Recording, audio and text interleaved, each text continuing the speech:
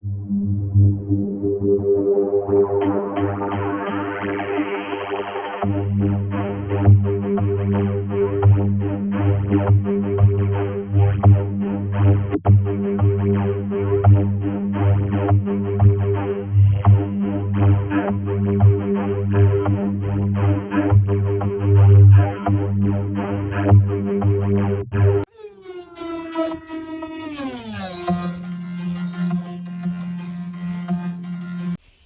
Bahlali, hello family. Welcome back to my YouTube channel, The Great Awakening. Yesterday we all went out to vote, and I did. I went out to vote, and yeah, kinsitsa maikutlo aka. I'm happy I voted. Kansa maikutlo aka. So now we just want to look at the IEC on how prepared it was for this election.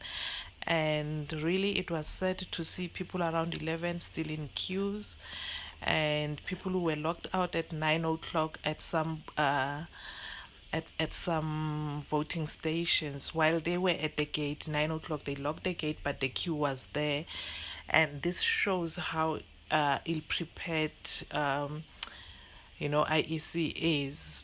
There are logistics that were found at people's tech shops, ANC people tech shops. There were ballots that were transported by municipality vans. Like, you ask yourself what was happening, how this can happen. And we have the students at Wits and Pretoria who were experiencing very, very long queue, and some of them, they really were disappointed, and their experience as first-time voters was like a trauma to them. And we have power outages, we have systems where they were offline, and the shortage of ballot papers. And there are people who are claiming that they were given 2 ballot papers instead of 3, like, honestly. And I think when it comes to voters education, IEC did terrible work there, because now you would see people, what section do they call it? The section S24A, I think. People who were changing addresses, like they were going to vote, to use new addresses to vote. They registered, they got SMSs to say yes, approved, but when they got there, their names were not showing on the ballot papers for that district. So it was so sad that people couldn't vote because of that. Even Holomisa experienced the very same thing. So now you see the budget that they had to voters education, they have cut that budget apparently by, I think, 20 million or so, 21 million. Where did that money go if we're experiencing this? But listen to this clip, and you will find out where the money went. You're right, I think you're correct, but I also think that, with regards to the question about the IEC and what it could have done in terms of its resources and so on, we also have to be alive to the realities about the implications of the budget cuts on the IEC, right? The IEC has had successive budget cuts over the last 4 years, and the numbers are astounding, and I need to read them out, Iman, because I think the viewer will have an appreciation of what the IEC was confronted with once they understand the numbers, right? So the spending of the IEC was cut by 270 billion between the 2019 and 2020 financial years to the 2016 and 2027 financial years. 270 billion of a cut, right? In this particular financial year, 270 billion. Wow. That is not insignificant. And in this particular election, between the 2024 to 2025 financial year, the budget was cut by 31 million, right? And this was following a budget cut of 250 million in the previous medium-term cycle. Now in this particular financial year as well, 2024-2025, the outreach budget of the IEC was 237 million, right? And that budget was cut by 31 million rands.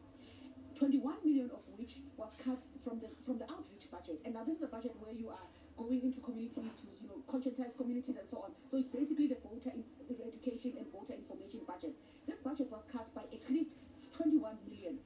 In this particular financial year where we are having an election, certainly it's bound to have implications on the capacity of the IEC, but on the logistics that the IEC of the IEC. And when you then hear things like people saying, for example, we did not know, we were not adequately informed or educated about the three ballots, but also about the Section 24A amendment and so on. Then you begin to realize that the IEC, this is money that was cut from its budget to teach people about some of these things. Certainly, it would have implications. And that 24A amendment relates to where you could actually vote. Where you could actually vote. Exactly. And a lot of people found themselves dealing with that yesterday, right? Where people are saying, we did not know, because previously, remember, Iman, previously, you could actually go to any voting station and you could manually, on site, change your address and so on and vote at that voting station. That was not the case. The IEC now was saying you could still do that, but you had to notify the IEC, and there was a period in which that could be done. Part of its election timetable, and that only ended on the 17th of May at about close to midnight. So the IEC could have done more. Certainly, we agree it could have done more. But we also have to think about this in the context of the resource constraints and the budget cuts that is experienced in 4 years, which are very, very significant. I think what you... Even where I was voting, there was a challenge of indelible pens. They were not working. They had to use 3 of them just for me to get a mark on my thumb. So it really shows that there were so many challenges. And now tell me, we all didn't know about the third ballot. We all didn't know. We just saw, like, lately, after they won the after they won the case from Apex Court against the Electoral Court. So that's when we saw it on TV, but it didn't make sense at all. So yeah, that's all I have. Family, remember to subscribe, to like and comment, share this video so that the channel can grow. Thank you so much for watching. Until the next video, bye.